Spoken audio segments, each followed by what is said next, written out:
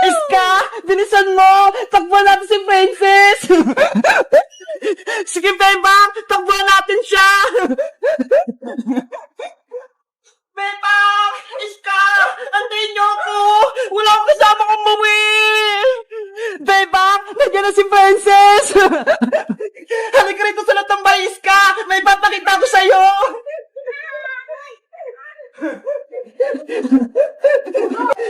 Isara mo yung gate para hindi makapasok si Princess. Okay.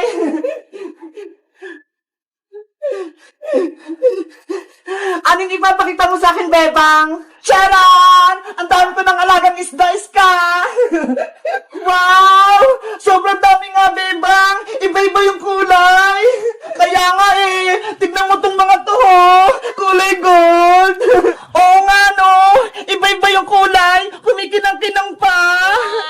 Sabi ni nanay, magbebenta na daw ako ng isda sa susunod para may baon na ako sa school. Talaga? Magbebenta ka ng isda, Bebang? Sige, bibili ako sa'yo para may alaga din akong isda. Huwag ka nang bumili sa akin, Iska. Dahil mabait kang kaibigan, bibigyan na lang kita.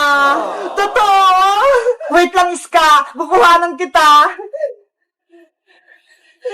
Eto, Iska, sa'yo na lang to lahat. Alagaan mo sila, ha? Wow! Thank you, Bebang! May mga alaga na rin akong isda. Ang cute nila. Tapos ang dami pa. Walang anuman. Bebang! Iska! Tinakbuhan niyo ako! Hindi niyo man lang ako inantay! Princess! Tignan mo ho! Binigyan ako ni Bebang ng mga isda! Ang gaganda nila! Wow! Isda! Ako din, Bebang! Bigyan mo!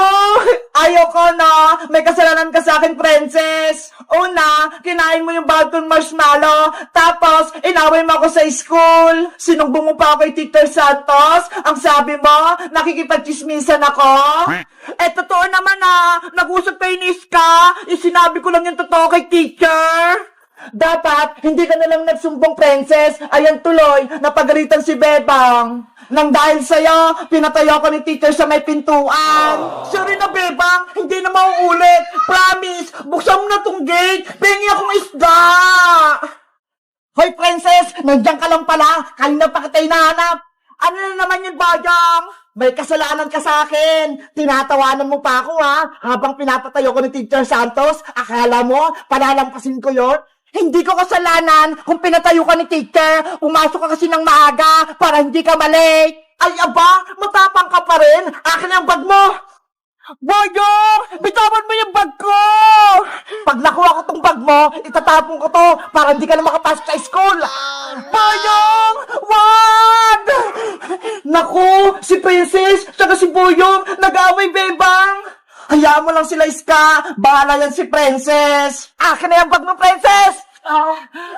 Boyong! Akin yan! Hindi ko na ito ibabalik.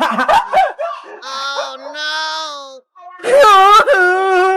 Bebang! Tulungan niyo ako! Inaway ako ni Boyong! Ginawa niya yung bag ko!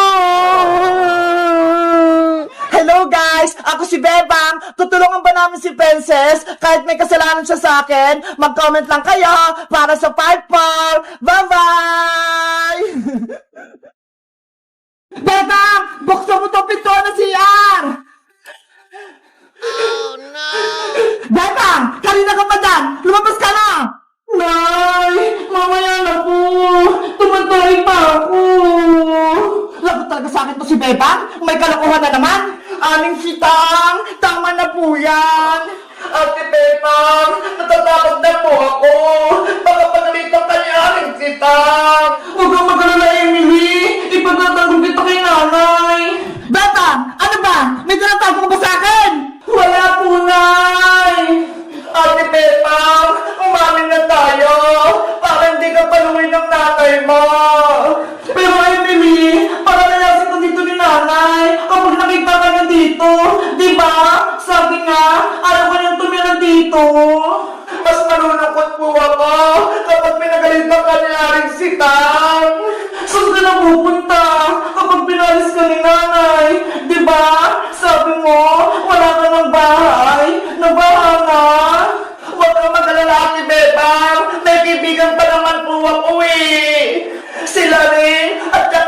si Dan Ezekiel. Doon na lang po ako sa kanila titira. Naawa ko sa ni Emily. Sana, ikaw na lang ang kapatid ko. Para ikaw na lang ang kasama ko dito sa bahay. Gustuin ko man Ate Bebang, pero ayaw naman sa akin ni Aling Sitang. Bebang, buksan mo itong pinto sabi eh. Ipakita mo sa akin kung sino yung tinatago mo. Aling Sitang, tama na po yan. Nasisira na po yung pintuan nyo. Bitawan mo ako, princess. Siguro, kasabot ka din. Anong tinatago niyo na, Bebang? Umamin ka? Wala po, Aling Sitang. Sabi mo sa akin ng totoo, princess, hindi na kita bibigyan ng spaghetti tuwing birthday ni Bebang kapag nagsisinungaling ka. Sige na nga po, aamin na ako. Sige, sabihin mo. Si Bebang po, may tinatagong sikreto. Ano nga ang sikreto? Pinapatulog po ni Bebang si Emily doon sa taas ng bahay nyo, sa bayan. Ano? Si Emily? Pinatutulog dito ni Bebang sa bahay? Opo. Sinasabi ko na nga, be. Bebang, lumabas ka dyan! Emily, anong gagawin natin? Ate Bebang, lumabas na tayo! Umami na tayo kay Aling Sitang! Sige na nga, wala na naman tayong takas eh. Sagot kang punay, lalabas na ako.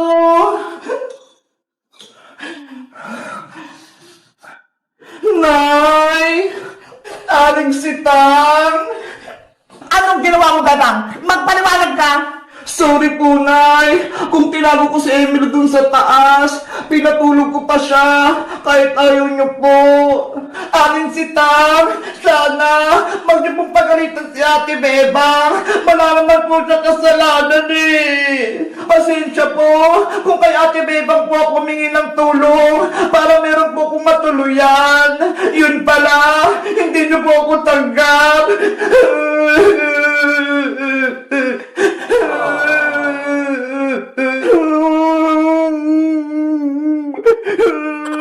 Sorry po talaga, Aling Sitang. Alis na po ako. Kung palalayasin niyo po na si Emily, sasama po ako sa kanya para meron pumuprotekta kay Emily. Ako din po, Aling Sitang. Sasama ako sa kanila bilang kaibigan ni Emily pati ni Bebang. Susuporta ako sa kanila. Tumahimik! Bebang anak, huwag na kayong umalis. Tatanggapin ko na si Emily. Dito na siya sa ating bahay. Talaga po, Nay? Oo, dito na siya matutulog at titira. Salamat po, Aling Sitang. Huwag ka nang umiyak, Emily. Dahil mahal ka ni Bebang, mahal na din kita. Ako, Aling Sitang, hindi niyo po ba akong mahal? Siyempre naman, Francis, mahal ko kayong lahat. Yay! Bibigyan ako ni Aling Sitang ng spaghetti sa birthday ni Bebang. Happy Bebang, magkakasama na tayo. Wala nang iwanan. Kaya nga eh, ako din, masayang-masaya ako. Kayo guys, masaya ba kayo? Natitira si Emily? Mag-comment lang kayo. Bye-bye! Ayan, malapit ko na matapos yung baybayan ni Cutie Bird pati ni Happy Bird. Konti na lang, mabubuo ko na to. Mami Bebang, bilisan mo naman gumawa. Gusto na namin maglaro ni Happy Bird. Ikaw talaga, Cutie Bird. Excited kang maglaro. Konti na lang, matatapos ko na to. Ano ba yan? Huwag ka nang malungkot. Bibilisan ko lang gumawa ng baybayan nyo. Okay. Ilalagay ko na tong mga sahig, pati tong dingding, para makumpleto na yung baybahayan. Hala, ang ganda ng sahig, parang tiles. Wow! Ito naman second floor yung lalagyan ko.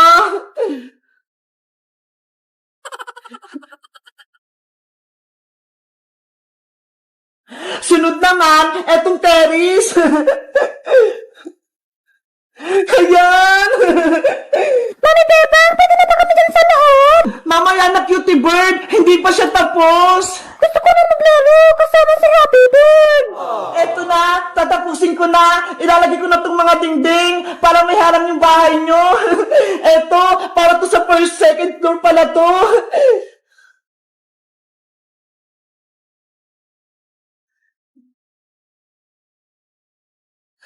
At ito naman, para to sa first floor.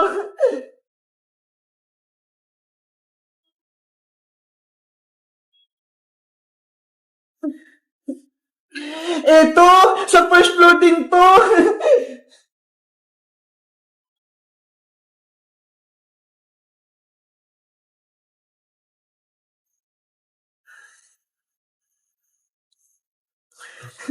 Ito sa first floor din.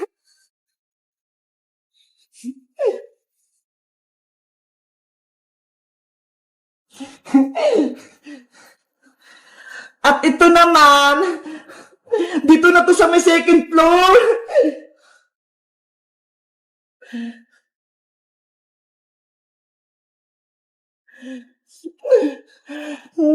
Ay, ito! Sa bubong naman to! Paano ba to? Ayan! Ate Bebang, hindi ganyan yan. Tutupiin mo yung bubong. Oo nga, no?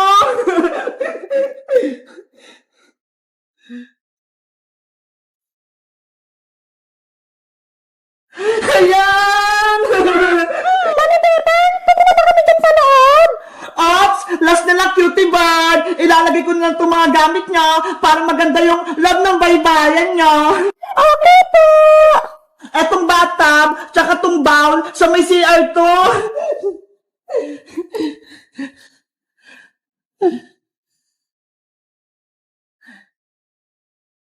Dito kayo maliligo at mag-CR, cutie bird, ha? Huwag kayong magkakalat. Yehey! May CR na kami. Eto naman, sa may kwarto to, may cabinet, tsaka higaan.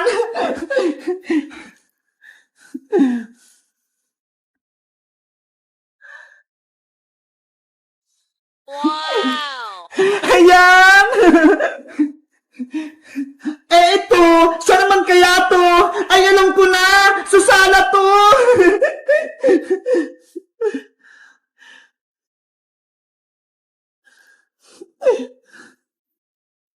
Ayan! Kumpleto na yung gamit nyo! Happy birthday, cutie bird! Yehey! Pwede namin maglaro ng baybayan. Aw, aw, aw, aw. Ay! Tignan nyo, happy birthday, cutie bird, oh! May aso pa pala kayo itong laruan! Ayan! Aw, aw, aw, aw, aw, aw, aw, aw, aw. Cutie bird, happy bird! Tapos na yung baybayan nyo! Tignan nyo! Ang ganda! Wow! Sobrang ganda, Mami Bebang. Ang laki ng bahay namin. Kompleto sa gamit. Deserve nyo yan para may palaruan kayong dalawa! Salamat po, Mami Bebang. May baybayan na kami ni Happy Bird. Kay Tita Iska kayo magpasalamat kasi siya yung nagbigay niyan!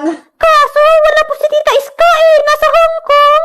Bukas, uwi na siya dito sa Pilipinas. Pinadala namin siya ni Princess ng pamasahe. Kaya, magkasama-sama na tayo dito. Yehey! Kompleto namin kayong tatlong magkakaibigan. Si Ate Princess, si Ate Iska, saka si Mami Bebang. Kaya nga eh, excited na akong nakita si Iska. Kami rin, Mami Bebang. Masaya kami na uwi na si Tita Iska. Asya, maglaro na kayo sa baybayan niya. Mag-enjoy kayo ha. Huwag kayong mag-away.